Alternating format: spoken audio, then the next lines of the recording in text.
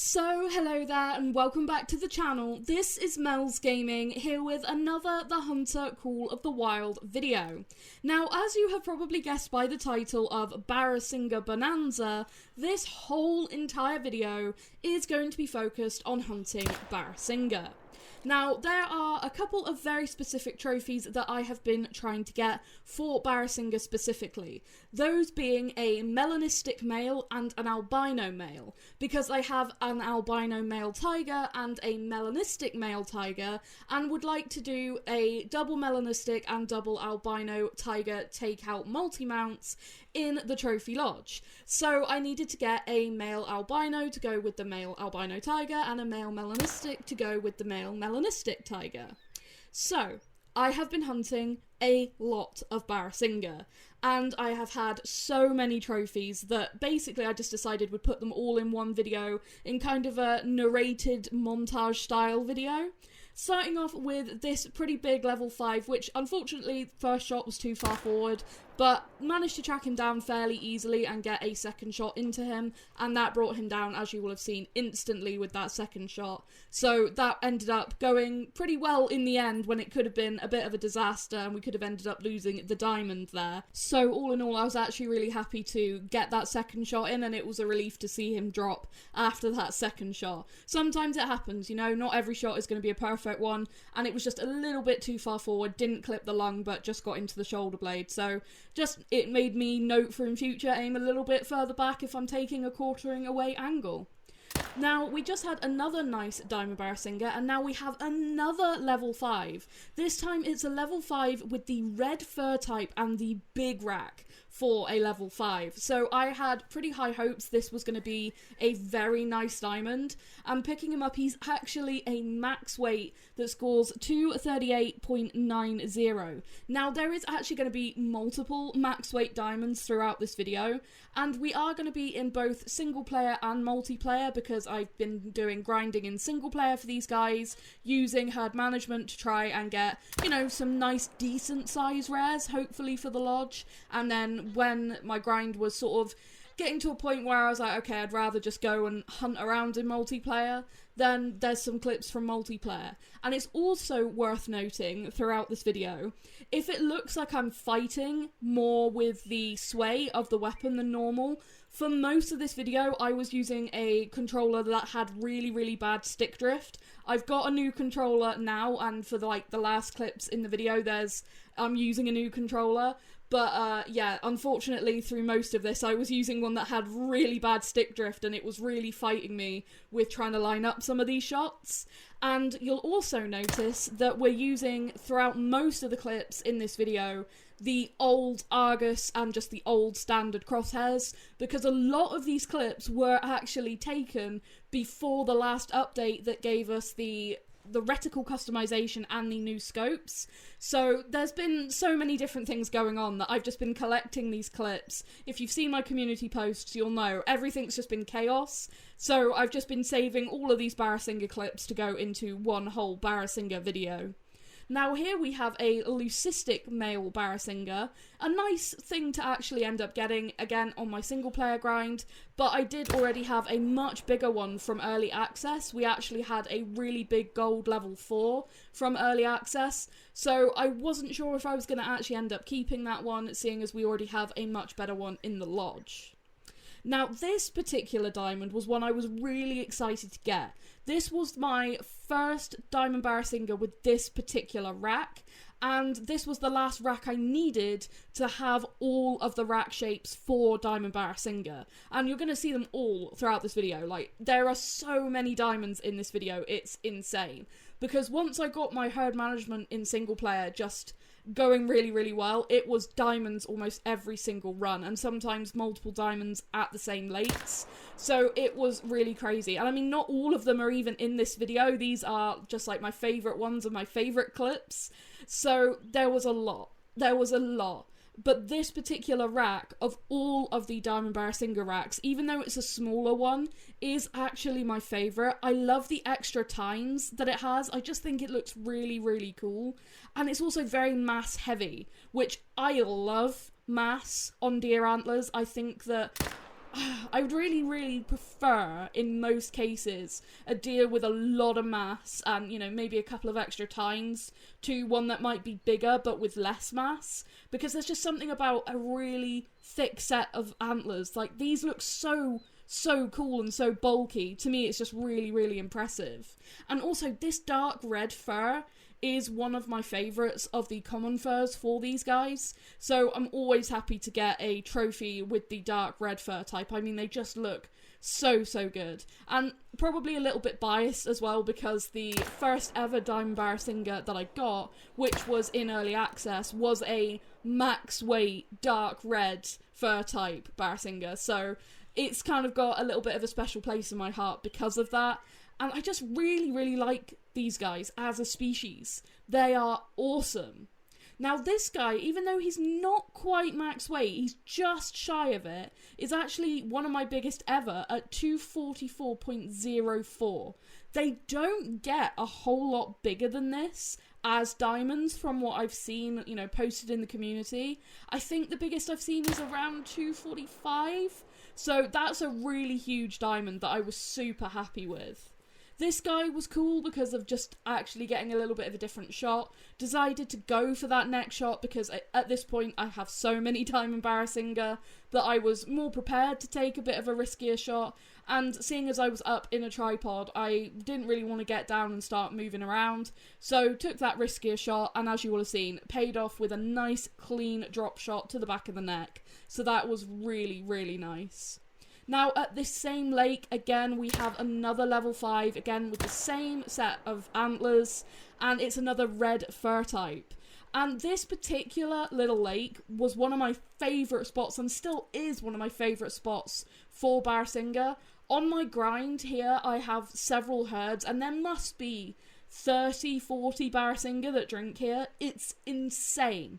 And also, by this lake, there is a weird little spot where sometimes the Barasingha will get stuck, and I'm pretty sure I've also had it happen with nilgai and tigers there too, because those will also drink at that little lake, and we're going to actually see that a little bit later. I actually ended up having a level 5 get stuck in that spot. I don't know what it is about that spot, it must be the terrain or something, and you'll see quite often when they run away from that lake, they'll run around in circles in that spot, or just end up fleeing frozen, which is very, very strange. Don't know why it happens there. I'm guessing there's just a weird bit with the terrain that they can't, like, navigate. It's very, very strange, but ends up being a very good spot to actually grind them, considering so many of them are there on my map, and so many of my bigger Barasingha are there on my map. Because, like I said, I am using herd management. I didn't really do much in the way of stacking or anything to herd manage these guys for my own grind on my map. I just basically didn't shoot level 2s and level 1s, the same sort of thing I do when I'm grinding for great ones, etc. And I just ended up very quickly with a lot of very small males on the map, and that meant that my favourite lake ended up being one of the lakes with most of the bigger Barasingha. And here's what I was talking about. This particular spot here ends up sometimes getting them stuck when they flee. And we'll spot this guy in a minute before we actually shoot him. And you'll see he is actually fleeing, but is stuck. I've had like 4, 5 stuck here at a time, and it's just very strange. I don't know what exactly causes them to get stuck here, but seeing as this guy was the one to get stuck as they were all fleeing, I figured it was a great opportunity to take some pictures of a seriously impressive animal, because, I mean, these guys look amazing. And I do actually use the bow at this spot. This spot in particular, I have a tripod set up, and I actually sit in the tripod, call them in, and then use the bow to try and take them out sort of one by one. And that's what happened here, but he heard that I shot another Barasingha, then came running to this spot and got stuck. So it was unfortunate to have him get stuck and end up shooting him like that, but I also needed to take him out for respawns, so we ended up taking him out there. And he was actually a really good size diamond as well. So yeah, a little bit unfortunate, but it's just what happens sometimes with this game. It sometimes does have its bugs and glitches. And you will have seen there, this particular male that we just shot, it's at the same lake, but as you will have seen, he did that weird turning thing on the spot, and that was going into that little area where they sometimes get stuck. So I really don't know what it is about that area. It's really, really weird. I should probably try and write down the coordinates so I can submit an exact location for it, because it is very weird, and hopefully the devs can fix it, because it is a shame when cool things end up getting stuck like that. I mean, it makes for cool pictures, which, you know, as somebody who likes to take pictures of the animals in this game, I'm never gonna turn down an opportunity to take a picture of an animal when it stood like that. But it kind of is less fun when things get stuck, you know, when you're actually trying to hunt them. Now, moving on to some more rares. And at this point, I was not getting anything in single player except leucistic males and piebald males. And they were all smaller than that one level 3 leucistic that was in the video earlier. So I decided, let's just go to multiplayer. Just see what I can find. Let's just hit up as many multiplayer servers as possible that have unchecked Barasingha spots and see what rares we can find. Ended up getting my first albino, which was a female. And then I found another albino, which was another female. And you're going to notice this being a recurring theme. Finding the rares that I actually was looking for, you know, albino, melanistic, and, you know, even leucistics and more piebalds, but being female. And it was so unfortunate because I spent hours and hours and hours and hours trying to get into servers that were actually at Barasingha drink time, and then they just kept finding rare females. It was so funny to me, honestly. And I remember talking like with Flinter and stuff and saying, you know, I just want, you know, one albino male and one melanistic male. They could be level 1s, you know, the smallest you can possibly get. As long as they're males and can go in those multi-mounts, I'll be happy. But I just keep ending up with females. But it was really, really cool to finally see the albinos in person in game. They look really, really cool. Now, I did mention finding some piebalds as well, and we're going to have a couple of clips here of some female piebald Barasingha. Now, there is different patterns for both the male and female Barasingha for the piebalds. They look very different.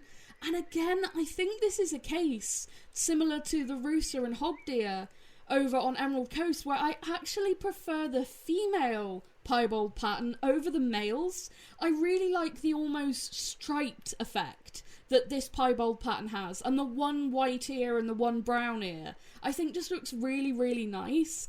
I don't know, there's just something about the female piebald pattern that I seem to prefer, once again, over the male piebald pattern. And this is just happening quite regularly now with new species, where I prefer some of the female rares over the males, which is unfortunate because there's so many cool looking female rares like these guys that they don't go in any multi-mounts or anything like that, and it's such a shame. And even this is a leucistic female Barasingha. In this video we are going to see all of the possible rare furs for Barasingha, like what they all look like. And I love this leucistic. I love this probably a lot more, I think, than the male leucistic. The male leucistics look pretty, but for me it's mostly the eyes that I like on the male leucistics. The sort of blue colour coat, it's like a bluish grey on the males, I'm not the biggest fan of. But this golden colour that the females have, I absolutely love. I think it looks really, really cool. And finally we have a melanistic female, which again, multiplayer, saw this just as they were leaving their drink zone and knew straight away it was a melanistic. It was way, way darker than even like the dark brown Barasingha that I'd seen, so I knew it had to be a melanistic. And sure enough, our first ever melanistic Barasingha, another female. Such a cool looking animal. And again, if this could go in the multi-mount, I would put it straight in there. But it's locked to only being males. So I still need to find a male melanistic for that mount, which is such a shame, because I would totally display this somewhere. Now, finally, for the end of this video, we're going to have some male rares, other than that one leucistic earlier in the video. And as you can see, we have a male albino and a male piebald in the same herd. Now, this is not the first time I have had multiple trophy Barasingha in the same herd. In a previous video, we had a level 5 and a piebald on my own map in the same herd. And then in multiplayer, I've had a couple of incidences where there've been a rare and a diamond, or like this, 2 rares together or in the same server. So it's not that rare necessarily to see, in my opinion, but it's always really cool. And I was very surprised that this level 3 actually did make gold. And that's really cool. A gold albino male was something really nice to get. The albino Barasingha and the melanistics are really rare. The piebalds and the leucistics seem to be more common, but the albinos and the melas are really rare, so they're always so cool to get. And like I said, the male piebald Barasingha look very different to the females, and you can see that with this guy here. Much more sort of stark patches rather than like the stripy looking patches on the female.